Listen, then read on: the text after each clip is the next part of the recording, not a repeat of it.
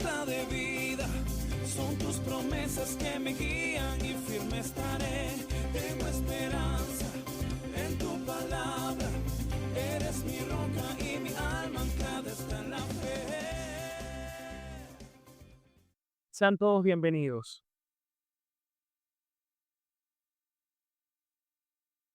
C.S. Lewis, quien es quien fue un gran apologeta cristiano, autor de las aclamadas crónicas de Narnia.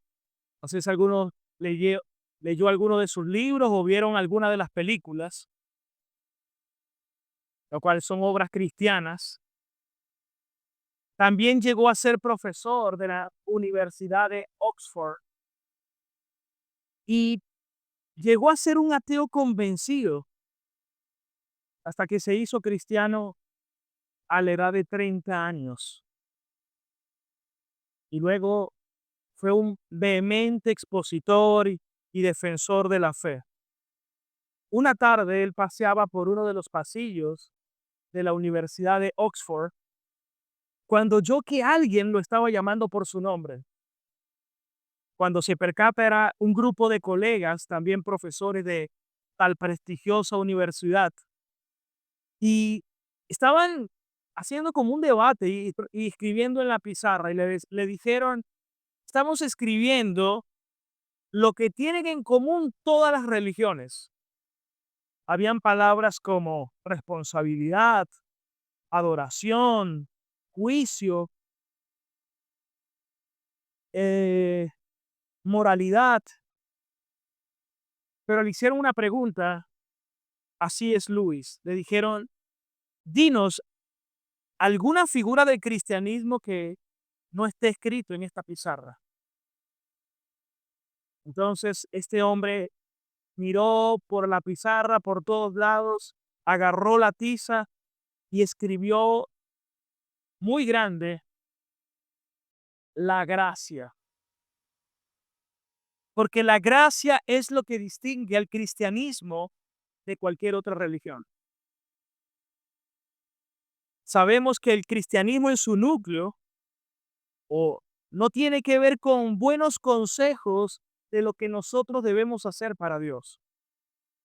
Más bien es una buena noticia de lo que el Señor ya hizo por nosotros.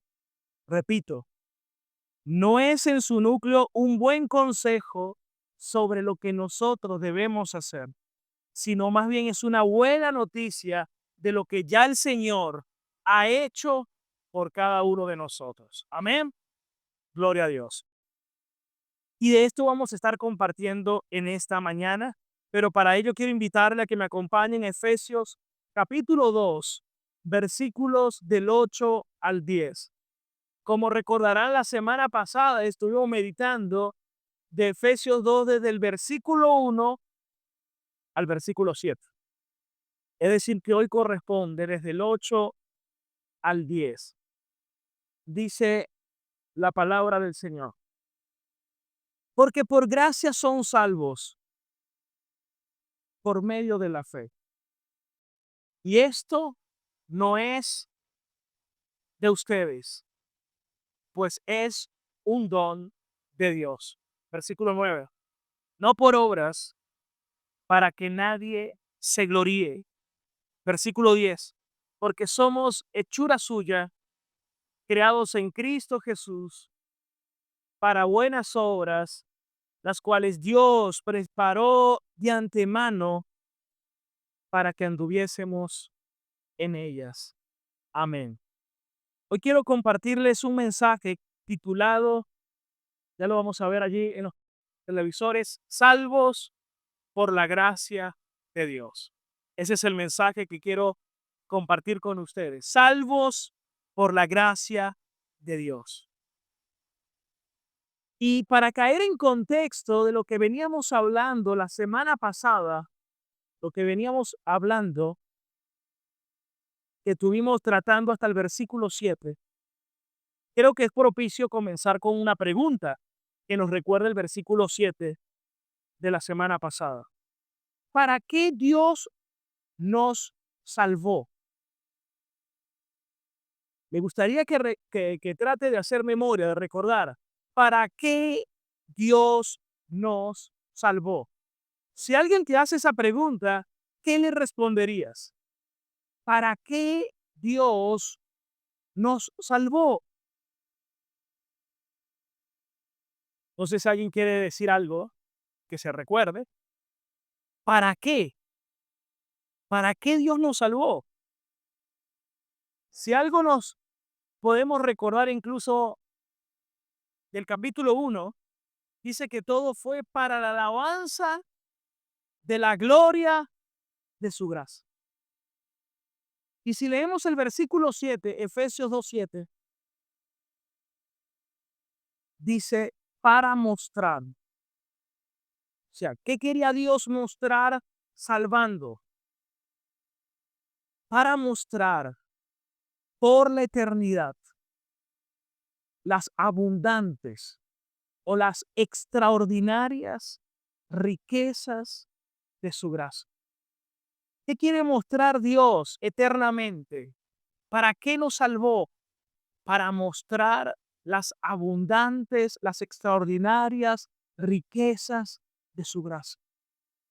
En su bondad, para con quienes, para con nosotros, su pueblo, en Cristo Jesús. Cuando comencé la serie de Efesios, hice una pregunta. ¿Quién es el más beneficiado con la obra de redención? Y normalmente las personas dicen nosotros. Obviamente que somos beneficiados, el Señor nos salvó, pero el primer beneficiado es Él, porque Él todo lo hizo para la alabanza de la gloria de su gracia, como dice Romanos 11:36, porque de Él, por Él y para Él son todas las cosas, a Él sea la gloria por los siglos de los siglos.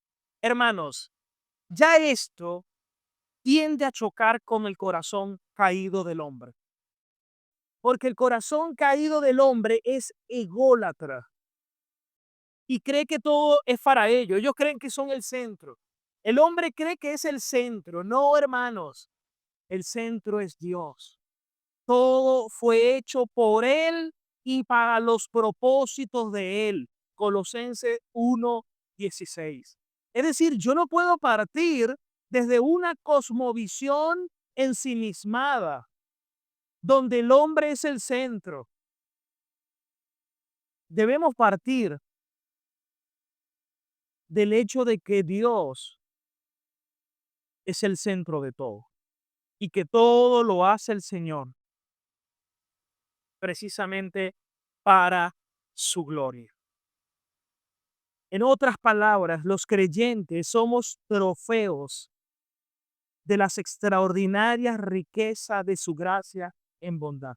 Por la eternidad, en ese despliegue eterno, Dios va a mostrar sus trofeos de las abundantes riquezas de su gracia. ¿Y cuáles son esos trofeos? Nosotros, a quienes el Señor salvó por su preciosa gracia. Ahora, la palabra gracia, Emma, vamos al versículo 8. Ahora sí vamos al versículo 8. Porque por gracia son salvos por medio de la fe, y esto no es de ustedes, pues es un don de Dios.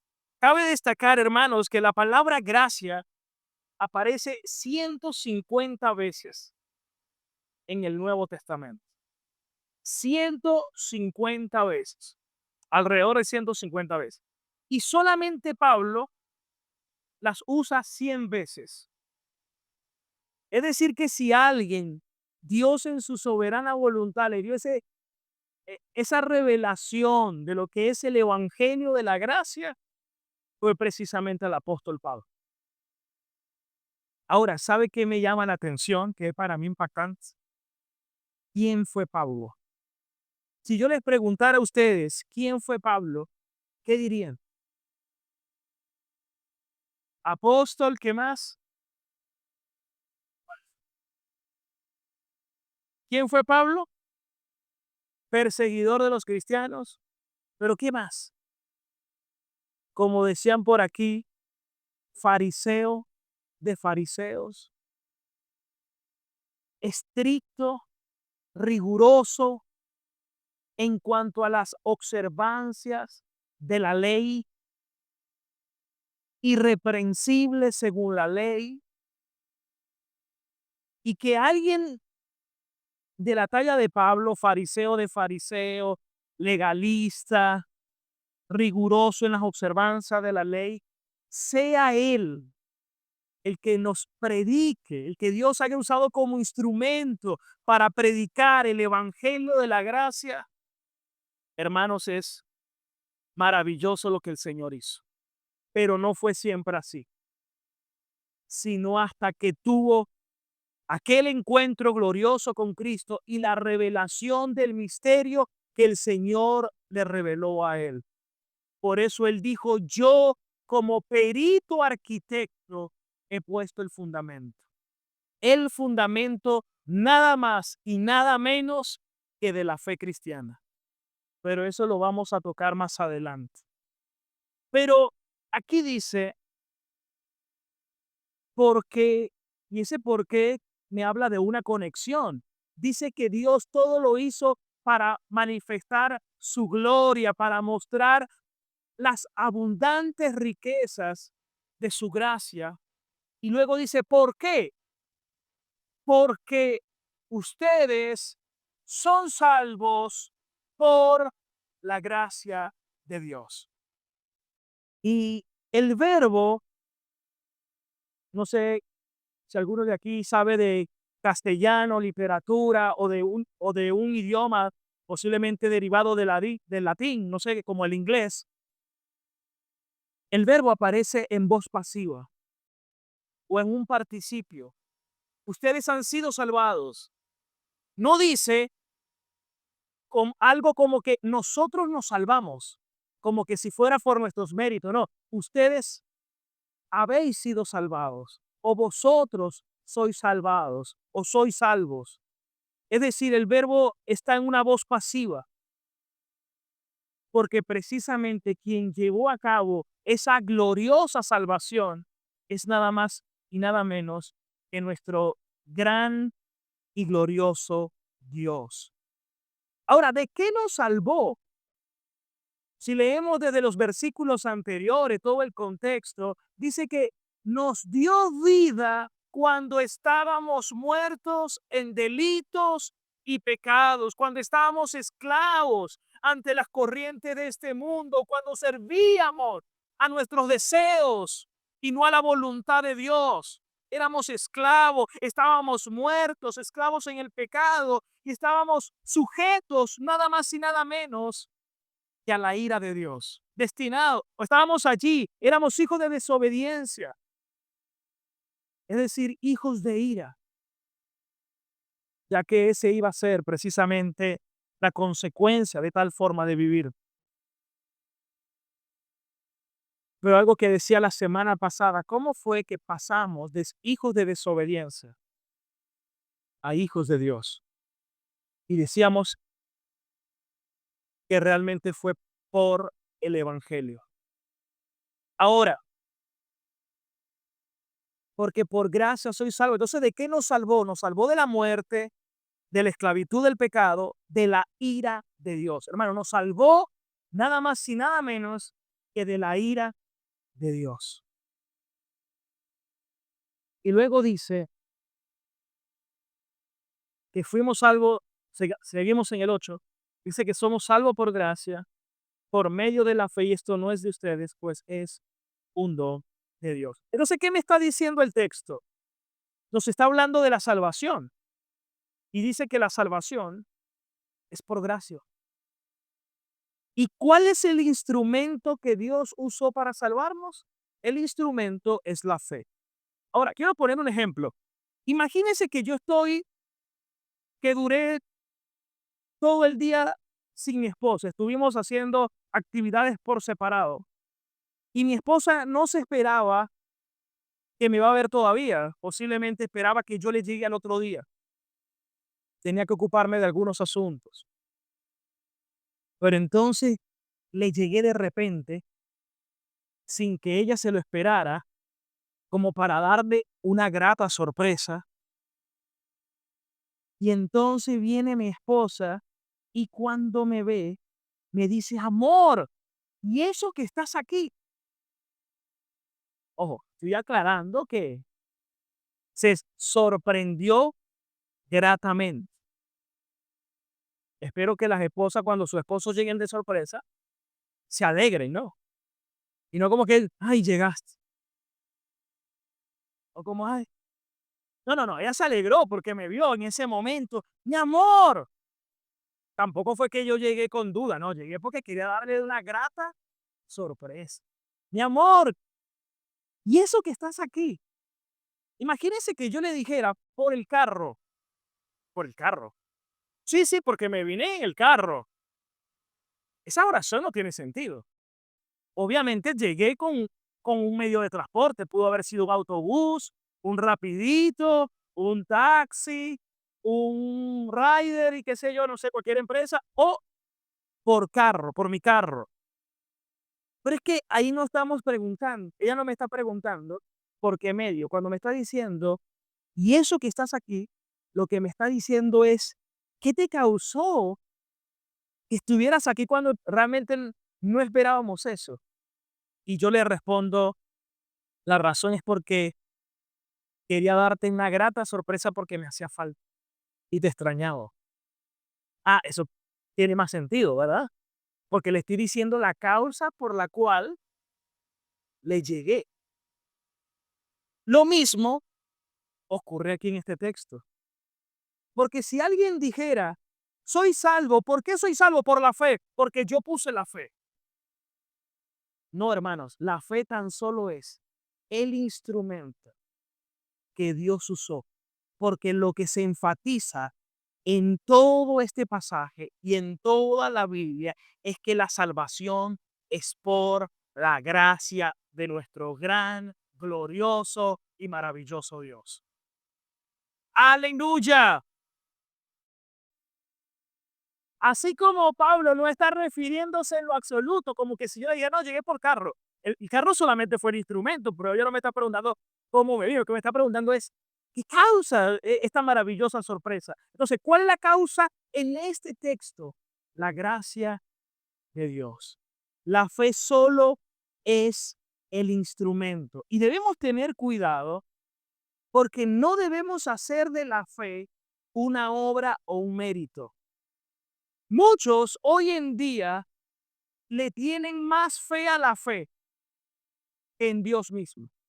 Es más, hubo una campaña de la Vinotinto, mano tengo fe.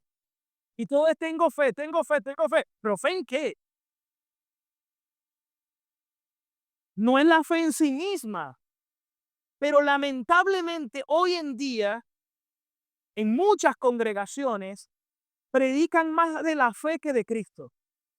Predican más de la fe. Entonces todo es, con la fe puedes conquistar todo lo que te propongas. Hermanos, la Biblia no nos enseña eso. La Biblia nos enseña es, si Dios quiere, haremos esto o haremos aquello.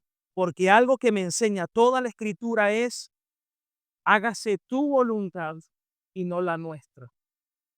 Porque lo que debemos buscar es agradar a Dios haciendo su voluntad.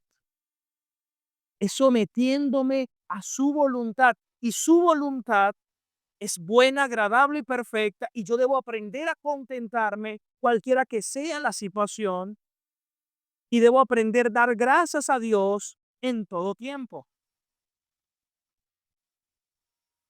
Cuando parezcan cosas que para mí pueden ser buenas o cuando parezcan cosas que para mí pueda que no sean buenas, la Biblia me llama a que yo dé gracias a Dios por todo. Es más, yo debo adorar a Dios en todo tiempo.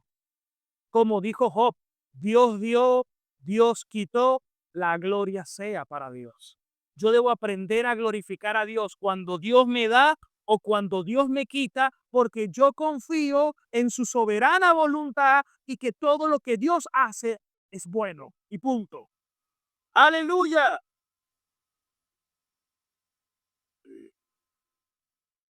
¿Por qué hago este hincapié? Porque estoy hastiado con el falso evangelio de la prosperidad, de las avaricias, donde todo es, tienes que tener fe para que hagas esto, para que logres aquello, para que conquistes aquí. Hermanos, no es así, no es así. Es en quien realmente yo deposito mi fe. ¿Y sabe qué me dice la Biblia? Que ni siquiera necesito una fe grande, sino en quién la coloco. Porque si tuviéramos fe como una semilla de mostaza, ni siquiera es el tamaño de la fe, sino en quién yo la he puesto. ¿Por qué? Porque la fe también es un don de Dios. Mire lo que dice Filipenses capítulo 1, versículo 29. Filipenses capítulo 1, versículo 29. El apóstol Pablo dice, porque a ustedes se les ha concedido. Es una concesión divina. Es un regalo, es una concesión. El creer en Dios es una concesión, no solo que crean, el creer en Dios ya es una concesión. A quien el Señor le plugó revelarse, a quien le plació revelarse, que le conociéramos, porque incluso hasta el padecer es un don de Dios. Pero hoy la gente no ve el padecer ni siquiera como un don de Dios. Creen que, es más, Jesús dijo, bienaventurados son cuando padecen por causa de mi nombre. Por eso ese movimiento de la superfe todo es mensaje positivista, que eso lo traen de la nueva era y de todas las religiones orientales, con decláralo, visualícelo, materialícelo. Lo que hicieron fue meter la nueva era dentro del, hacer una mezcla, un sincretismo entre la filosofía oriental y el cristianismo. Terrible. No, hermanos, no es así. No es así. De donde el Señor me sacó por su gran misericordia, eso eran los mensajes. 4 pasos para que conquistes un milagro. Visualízalo, reclámalo, decláralo y persevera hasta que lo tengas. No, imagínate. ¿Y dónde está Dios ahí?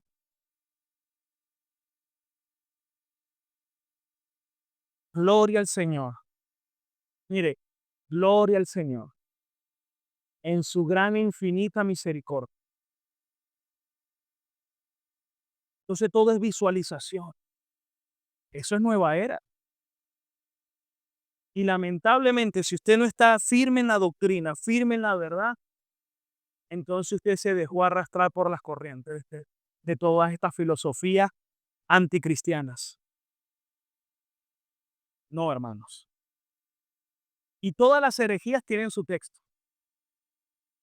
Todas las falsas doctrinas y las falsas religiones tienen sus versículos, pero todo fuera de contexto. Claro está. Ahora, volvamos a Efesios 2:8. Cuando dice, y esto no es de ustedes, ¿a qué se refiere y esto? Porque dice, y por gracia son salvos por medio de la fe, y esto, yo le hago la pregunta a todos los que estamos aquí, cuando dice el texto, y esto, ¿a qué se está refiriendo? ¿A la gracia? ¿A la fe? ¿A la salvación? ¿Qué es esto? Bueno, obviamente, ahí es donde toca estudiar el texto profundamente, ver sus significados originales. Por supuesto, vale la pena comparar con distintos comentarios que decían los históricos, Hendrickson, Stott, o que decían mucho más allá, la patrística, cómo interpretaba esos textos, los reformadores, cómo interpretaban ese texto, y tú vas comparando. Entonces, cuando tú estudias gramaticalmente, por ejemplo, esto en griego es tuto, es- escribiendo es touto, pero en latín es tuto, y esa es una palabra neutra. Mientras que caris, que es gracias, y fe, que es pistis, están en femenino. Lo que te da a entender es que cuando dice y esto, está abarcando toda la frase anterior. Es decir, que la salvación es por gracia mediante la fe. Y todo esto, tanto que, que somos salvos por gracia mediante la fe, todo esto, dice Pablo, es un don de Dios. Y es un don de Dios porque como lo vuelve a reiterar en el versículo 9, es un don de Dios porque no es por nuestros méritos, porque no es por obras humanas, para que nadie se gloríe. Una vez hablaba con alguien y alguien me decía, bueno, yo creo que el 99% es de Dios. Y el 1% del hombre, ¿de dónde usted saca semejante respuesta? Le dije. ¿De dónde? La Biblia me dice que completamente la salvación es por gracia y esta es mediante la fe y esto es un don de Dios para que nadie se gloríe. Como dice Pablo en Romanos, para que no haya ninguna jactancia del hombre. Hermanos, si dependiera, denle la gloria al Señor. Aleluya. Porque si dependiera un solo por ciento de nosotros, ¿qué cree que diría la gente? ¿Por qué es salvo? Porque yo tuve fe, porque yo sí creí, porque yo sí hice lo que me correspondía. No, y los demás no, porque ellos no, pero yo sí. Hermanos, la salvación me dice toda la escritura. La salvación es de Jehová. La salvación es del Señor. No tengo absolutamente nada de qué jactarme, nada de qué gloriarme. Y la Biblia me enseña que somos salvos por gracia. Y yo les quiero decir algo. Conocer esto para mí ha sido lo más grande y lo más maravilloso. Porque cuando creí, también venía con una maleta de legalismo. Si haces esto, vas a perder la salvación. Si haces aquello, te vas a perder. Si te traga la luz del semáforo. Dígame, me decía, si peleas con tu esposo y en ese momento vino Cristo, te quedaste. No, no, imagínese. Yo estaba era con un miedo, con un terror. Y claro, no, no, yo no la quiero perder, no, no, yo no. Claro, yo creía que dependía de mí. ¿Por qué? Porque si peleas y viene en ese momento, en ese instante, quedaste. Entonces, ¿dónde tenía que poner mi confianza, hermanos? En creer que yo tenía que mantenerme intachable, cuando no es así. Porque quien nos salvó, dice, recuerden lo que dicen los textos anteriores, bendito sea el Dios Padre de nuestro Señor Jesucristo, quien nos bendijo con toda bendición espiritual en los lugares celestiales en Cristo Jesús. Eso es Efesios 1:3. Efesios 1:4, según Él nos escogió antes de la fundación del mundo para que fuésemos no dice por, no, porque ustedes, no, no, no, los escogió para que fuesen santos y sin mancha delante de Él, habiéndonos predestinados, adoptándonos como hijos suyos, según el qué, según el puro afecto de su voluntad. ¿Para qué? Para la alabanza de la gloria de su gracia, en el cual nos hizo acepto en el amado, en el que tenemos redención, el perdón de los pecados. Ahora,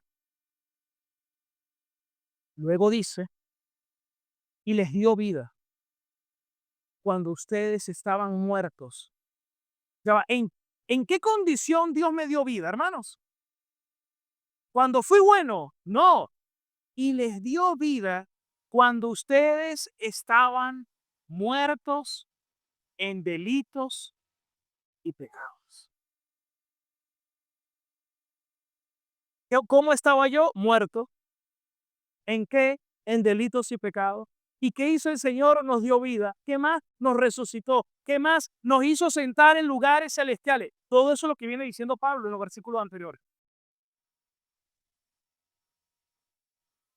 Para mostrar que las abundantes riquezas de su gracia en bondad que nos concedió por medio de nuestro Señor Jesucristo, porque por gracia soy salvo mediante la fe, y este es un don de Dios, no de ustedes, para que nadie se gloríe. Hermanos, si algo ha sido también terriblemente atacado, ha sido esto. Y cuando la reforma era devolver el evangelio a la gracia. Por eso los lemas de la reforma, la sola escritura y la salvación por la sola gracia, de la justificación de la sola fe. Porque en ese tiempo tenían que pagar indulgencia y todo una maquinaria, artilugios que había fabricado la religión tradicional para que la gente pudiera salvarse. Lo que estaban haciendo era condenándolos más aún. Pero hoy en día eso ha permeado la iglesia evangélica, porque hoy también te dicen un, un montón de artilugios con la cual tienes que hacer para salvar. Tienes que pactar, tienes que tener un manto, tienes que estar en la constelación tal. No, tienes que... y empiezan a decirte un pocotón de frases que, bueno, en estos días las estaba anotando para ver qué es lo que era, decía nueva. Me puse a ver, dije, voy a escuchar solamente 5 a ver qué dicen. Entonces decían cosas como portales, visitaciones, activaciones, rompimiento, pacto, constelaciones, gravitaciones, imparticiones, mantos, decretos, que si no haces esto, que si no haces aquello. Hermano, yo vengo de allí. Por la gracia y misericordia de Dios, me salvó el Señor y me sacó. Y hoy en día, y esto cada vez va en un espiral descendente. Cada vez la cosa se recrudece más. De donde yo vengo, el legalismo era muy grande, se lo acabo de poner ejemplo. Es más, a mí me dijeron un día, yo sabía que ya Dios me estaba llamando al ministerio, ya yo me había graduado de economista y, y había un llamado, mi corazón ardía. Usted quiere ser pastor, tiene que tener 100 células. Por número, tiene que traer gente, porque tiene que dar fruto, pero no es fruto del fruto del Espíritu, no, es traer gente a la iglesia y muévame autobuses. Qué terrible, hermano. Qué terrible. Obviamente, cuando usted ha sido alcanzado por el Señor, usted quiere hablar de la fe, usted quiere compartir, usted quiere predicar a Cristo, usted quiere que la gente conozca de la gracia, del amor del Señor. Bueno, lo que conocía lo predicaba. Pero usted tiene que traer gente, tiene que mover gente, porque para ellos es una iglesia exitosa, que tenga mucha gente. Y ya a los 23 años ya yo tenía 100 células. No sé cómo, bueno, trabajé duro, pero hermano, soy lo que soy por la gracia. Con lo bueno que hice y lo malo que enseñé, me arrepentí y he pedido perdón. He pedido perdón. Pero cuando llegué a las 100, ¿qué cree usted que cómo me sentía yo? Como lo que me enseñaban todo era, ahora usted sí es porque usted lo logró. Entonces yo me sentía como que yo sí lo logré. Porque es que el hombre, hermano, se quiere gloriar de cualquier cosa. El corazón caído del hombre es orgulloso, es altivo. Entonces, el que sabe más quiere menospreciar a los demás porque él sí sabe más. Y siempre hay uno que es más hueso rojo que otro. No, yo sí soy el más apegado porque eso es propio del corazón caído del hombre. Hermanos, al final es por la gracia de Dios. Pero ¿sabe qué me consuela? Que, que, que sea el mismo Pablo que diga, para que nadie se gloríe. ¿Por qué? ¿Por qué me impacta que sea Pablo? Porque Pablo, antes de conocer al Señor y de descubrir la gracia, Pablo se gloriaba en lo que él hacía. Miren lo que dice Filipenses 3:3, para que vea cómo pensaba Pablo antes de la gracia. Porque nosotros somos la circuncisión. Los que en espíritu servimos a Dios nos gloriamos en Cristo Jesús, no teniendo confianza en nosotros mismos, en la carne. Versículo 4. Aunque yo tengo también de qué confiar en la carne. Si alguno piensa de que confiar en la carne, yo más, porque yo fui circuncidado al 8º día, linaje de Israel, de la tribu de Benjamín, hebreos de hebreos, y en cuanto a la ley, yo era fariseo, versículo 6. En cuanto al celo, yo era perseguidor de la iglesia. En cuanto a la justicia que es en la ley, yo era irreprensible, versículo 7. Pero cuantas cosas para mí antes eran ganancia, ¿sabes cómo las tengo hoy? ¿Cómo las estimo hoy? Como basura, como pérdida, como estiércol.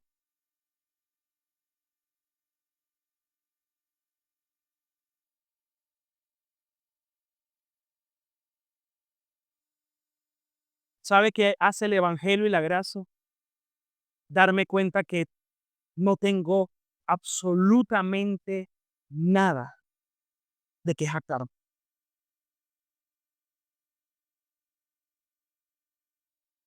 Nada, nada. Soy lo que soy por la gracia de Dios. Yo estaba muerto y me dio vida. Muerto en delitos y pecados. Por eso Jesús dijo, de cierto te digo, Nicodemo. Y le está hablando a un fariseo, a un principal de la sinagoga, el maestro de Israel. Y le dijo, si tú no naces de nuevo, tú no puedes ver, ni puedes entrar en el reino de Dios. Es que ni siquiera lo puede ver, porque para el hombre natural no puede entender las cosas espirituales. Porque las cosas espirituales solamente se han de discernir o entender es espiritualmente. Hermanos, la obra es del Señor. No hay 1% en el cual yo pueda o deba jactarme. Nada. Y si vemos de nuevo Efesios 2:9, ¿cuál es el imperativo en todos estos textos? Ahí está. ¿Cuál es el imperativo de este pasaje? ¿Quién me lo dice? Que nadie se gloríe, nadie se puede gloriar, nadie se puede jactar, nadie puede decir porque yo sí. No, hermanos. No, hermanos. Dice Romanos 3:10 que no hay ni uno justo, ni uno. Versículo 11. No hay quien busque a Dios. El 11, a ver, Romanos 3:11. No hay quien entienda, no hay quien busque a Dios. Alguien me preguntaba esta semana, pastor, pero eso es hasta que llegamos a conocer al Señor. Exacto. Si nosotros no hubiéramos conocido al Señor, si Él no nos hubiera dado vida y nos hubiera salvado, permitido conocerle, ser redimido, no hay quien busque a Dios. Ahora, una vez Él me da vida, ahora yo sí lo puedo buscar. Una vez Él me da vida, Él produce en mí el querer como el hacer por su buena voluntad. Y el que comenzó la buena obra Él mismo la va a terminar, porque de principio a fin toda la obra es de Dios. Aleluya. Pero yo le voy a decir algo. Yo sé que hay unos que están escuchando esto y están luchando algunos. Porque es que el corazón, por naturaleza caída, es legalista. El hombre quiere sentirse que depende de él, que es por él, que es por meritocracia. El hombre lucha porque él cree que él tiene.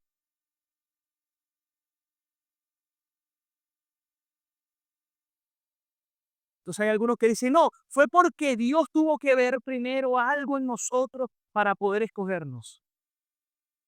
Hermanos, Dios no puede saber nada nuevo o aprender nada nuevo, porque si Dios aprendiera algo nuevo, es porque hubo un momento donde no sabía todo.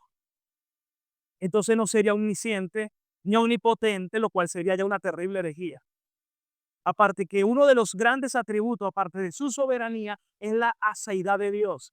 Él es autoexistente, Él es Dios, autoexistente, autónomo, independiente, libre y autosuficiente. Él no necesita ver algo para saber algo, porque entonces si él tiene que ver algo para saber algo, significa que lo que va a saber está fuera de él y eso sería una herejía porque él es pleno en sí mismo, todo lo sabe, todo lo conoce, todo lo puede en sí mismo.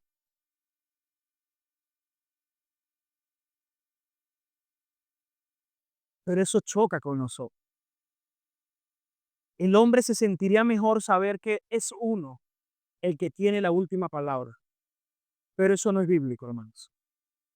¿Y sabe por qué no es bíblico? Me encanta en el libro de Job, cuando Dios interpela a Job. Porque primero Job, al principio, cuando lo perdió todo, y Job no causó ningún despropósito a Dios. Pero después del tiempo, Job empezó a quejarse y a querer interpelar a Dios. ¿Quién me diere a saber dónde hallar a Dios? Yo mismo iría ante Él, le expondría mi causa, le diría cuáles son mis razones, Él me oiría. Ah, él quería interpelar a Dios. Viene Liu y le dice, hombre, Dios tiene sus razones justas. ¿Quién eres? Pero Dios no se queda con la respuesta de Liu, sino que ahora viene Dios y le dice, ahora yo te voy a preguntar a ti, Job. Y comienza todas las preguntas de Dios a Job. ¿Sabe a dónde llegó Job? Cayó y dijo, tapo mi boca delante de ti y me arrepiento en polvo y ceniza. Hablaba lo que yo no sabía. Estas son cosas demasiado maravillosas para mí. De oídas yo te había oído, mas ahora mis ojos te ven y me arrepiento. Job nunca volvió a preguntar por qué pasó lo que pasó. Nunca supo por qué pasó lo que pasó, que fue que Satanás, que se le presentó Satanás y le preguntó, ¿has considerado a mi siervo Job, varón perfecto, temeroso de Dios, apartado del mal? ¿Verdad que no hay otro como él en toda la tierra? Pero Job nunca tuvo que saber eso, porque cuando Dios lo interpeló con su soberanía, Job lo que dijo es, me callo delante de ti. ¿Y sabe qué debemos hacer nosotros delante de Dios? Callar y adorarle. Y hacer como dijo Job en un momento, Él dio, Él quitó, Él sea glorificado, yo callo delante de Él. Él no me tiene que dar ninguna explicación. Yo he escuchado personas que le dicen, yo le sí le pregunto a Dios que me diga por qué estoy pasando por esto, por qué estoy pasando por aquello. La pregunta es, ¿quién eres tú? ¿Quién te puso a ti por juez ante Dios? ¿Será que Dios necesita de tu sabiduría? Y esa es la pregunta que Dios le dice a Job. Y Eliú también se lo dice. ¿Será que Dios necesita consejero para que tú lo estés interpelando? en lo absoluto. Él es justo y sus razones son justas. Y alguien como Job, que Dios mismo le dijo, varón temeroso de Dios, recto en su generación, Dios no le dio ninguna explicación. Dios no tiene que darle explicación a nadie. Por eso el profeta Isaías dice, le dirá el hacha al leñador, ¿para qué me vas a usar? O como dice Pablo en Romanos 9, le dirá la vasija de barro al alfarero, ¿por qué me hiciste así y no asado? No, Dios hace como quiere, con quien quiere, y nadie tiene el derecho, ni legal, ni moral, para cuestionarle.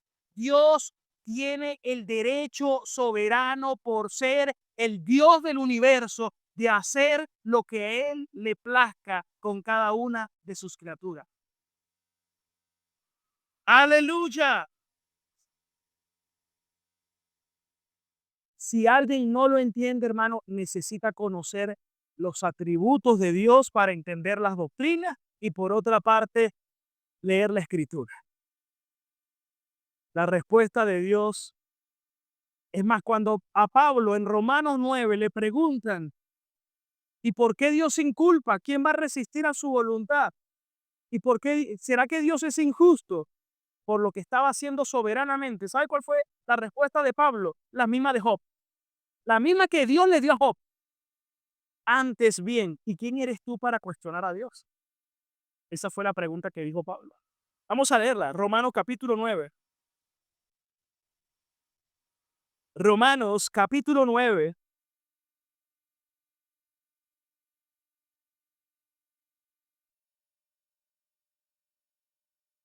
Versículo 19. No, vamos a leerlo desde el 14.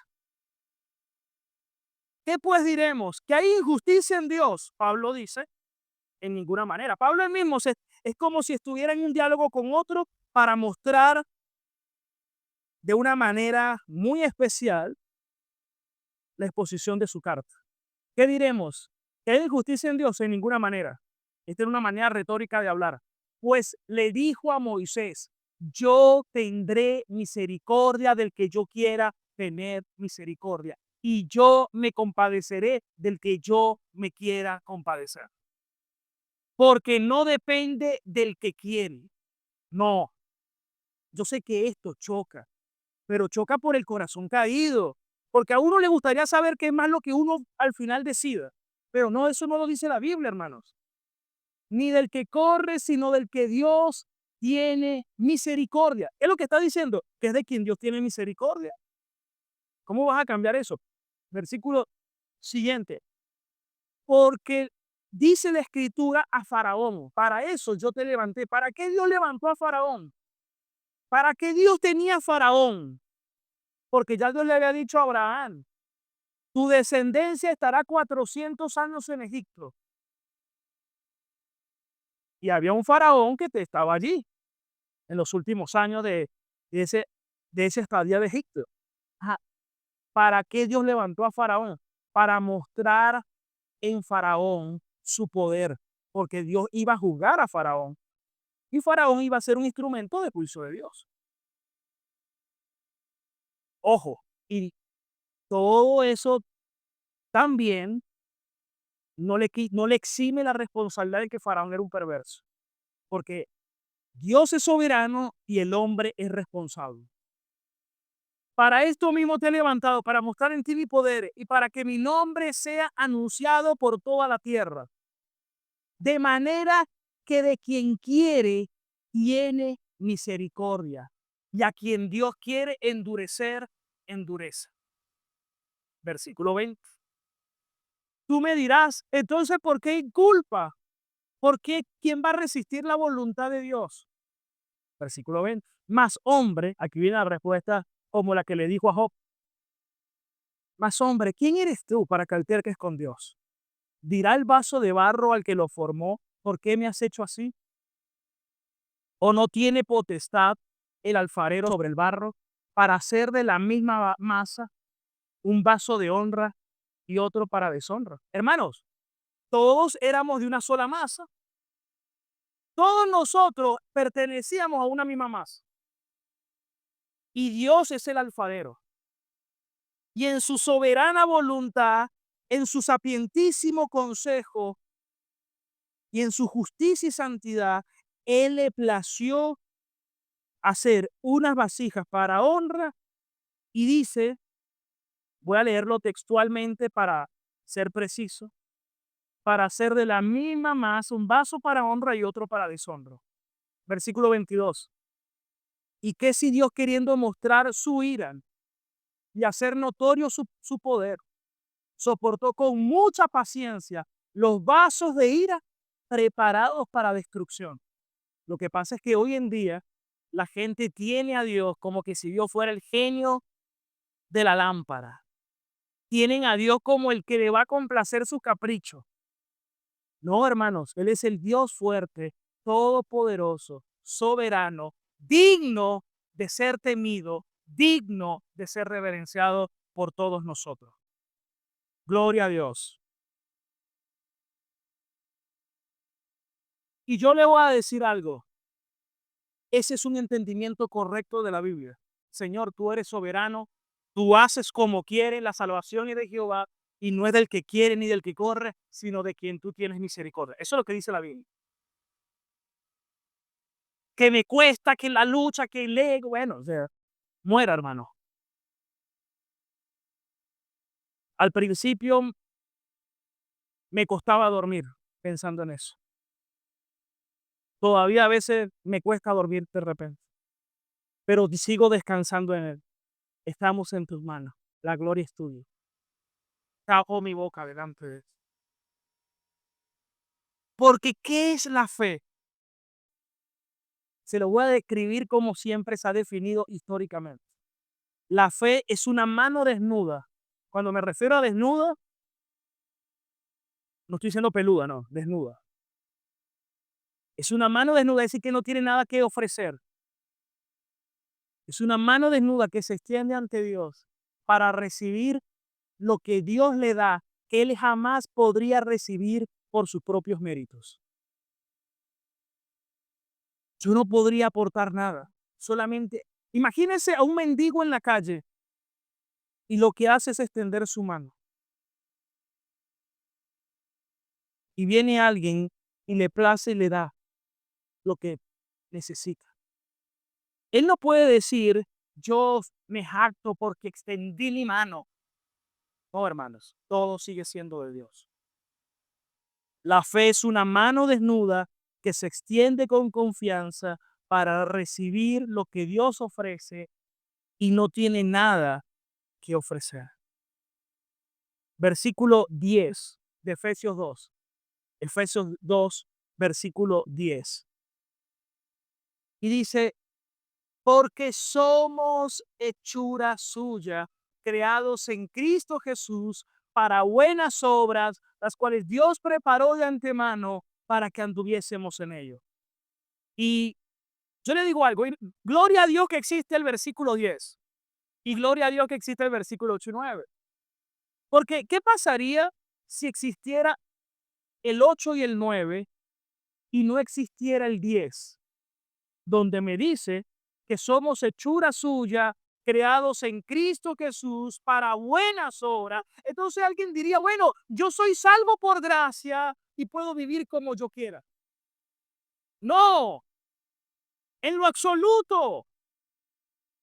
Porque gracias a Dios está el versículo 10 y el versículo 10 me dice de cuál es la evidencia de alguien que ha sido salvado por la gracia. Quien ha sido salvado por la gracia de Dios va a producir buenas obras. Porque el Señor Jesús dijo, por sus frutos los conocerán. Si alguien dice, bueno, yo tengo fe, pero no tengo obras, bueno, usted no tiene tampoco fe. Porque dice Santiago que la fe sin obra es muerta. Ahora, ¿qué hubiera pasado si existiera el versículo 10, pero no existiera el 8 ni el 9? que habla que somos salvos por gracia. Entonces creeríamos que todo es por nuestras obras. Pero gloria a Dios que el 8 y el 9 me dice, ¿por qué me salvó? Por su gracia, pero el 10 me dice, ¿para qué me salvó? ¿Y para qué me salvó, hermano? Pero antes de definir para qué, le voy a decir algo que históricamente se ha creído en cuanto a la fe salvadora. La fe salvadora tiene tres elementos: notitia, ascensus y fiducia. Los tres son palabras en latín que se traducen noticia, asentir y confianza. Noticia es que para poder ser salvo, yo tuve que haber oído el evangelio. ¿Y cómo invocarán si no han oído? ¿Y cómo oirán si no les ha predicado? Y luego dice, cuán hermosos son los pies de aquellos que anuncian el evangelio de la paz. Es decir, alguien tiene que ir, alguien tiene que predicar y el mensaje tiene que llegar. Entonces hay un conocimiento y una noticia. Pero el segundo es que la persona tiene que asentir, tiene que estar de acuerdo. Yo creo a eso. Pero el tercero es que la persona tiene que depositar su confianza en lo que creyó, en Cristo en este caso. Porque si no, hasta los demonios creen, ellos saben quién es Dios y también tiemblan. No te diferencias, tienes que realmente haber escuchado, haber creído y haber depositado tu confianza en eso. Entonces dice que somos hechura. La palabra hechura es poema, que en griego es poema. Esa es la obra de arte de Dios para mostrar por los signos las riquezas abundantes de su gracia. Pero dice, para buenas obras. Miren el versículo 9. No por obras. Versículo 10. Pero sí para buenas obras. No por, pero sí para. No por, pero sí para. No por obras. Es decir, ¿qué fue lo que cambió? Una preposición. Cambió la preposición por para. Porque ¿qué me dice la preposición por? Si yo digo que yo no soy salvo por obras, es decir, que no son mis méritos. Pero cuando me dice para buenas obras, es para que el Señor me salvó. ¿Y sabe para qué me salvó? Para que yo pueda andar en sus mandamientos, estatutos, preceptos, los cuales Dios había preparado de antemano, desde antes de la fundación del mundo. ¿Sabes para qué Dios te creó? Para que tú andes en esas buenas obras y en esas buenas obras tú puedas glorificar a nuestro gran y maravilloso Dios. ¿Para qué te salvó, hermano? Para buenas obras. Y yo quiero que vayamos a la conclusión final y que meditemos en esto. Todos nosotros éramos una sola masa. Todos necesitamos, todos los que estamos necesitamos ser salvados. Esa es nuestra mayor necesidad. Y sabes, yo necesito la gracia todos los días de mi vida. Porque todos los días de mi vida me doy cuenta de cuánto necesito a Dios. De que sin Dios no podría absolutamente nada. Y sabe, yo no sé ustedes, pero no me gusta sentirme débil. ¿A quién le gusta sentirse débil? ¿A quién le gusta sentirse que no tiene nada? ¿A quién le gusta sentir que no tiene conocimiento? ¿A quién le gusta sentirse que es incompetente? ¿A quién le gusta sentirse que no sabe, que no puede, que no tiene fuerza? Es más, uno trata de demostrar de que sí puede, de que sí tiene la capacidad. Pero ¿sabe qué nos dice la Biblia? Que el poder de Dios se perfecciona. Es en nuestra debilidad. Porque Dios le dijo a Pablo, bástate mi gracia, porque mi poder se perfecciona en tu debilidad. Por eso cuando somos débiles y reconocemos nuestra insuficiencia, es cuando podemos venir a Cristo y verdaderamente ser fortalecidos por Él y poder decir, fuerte soy en Cristo. Para que nunca haya jactancia en nosotros. Y yo le voy a decir algo. ¿Cuántos de nosotros con lo que nos hizo conocer a Dios fue darnos cuenta de nuestras debilidades? Pero te lo quiero recordar hoy.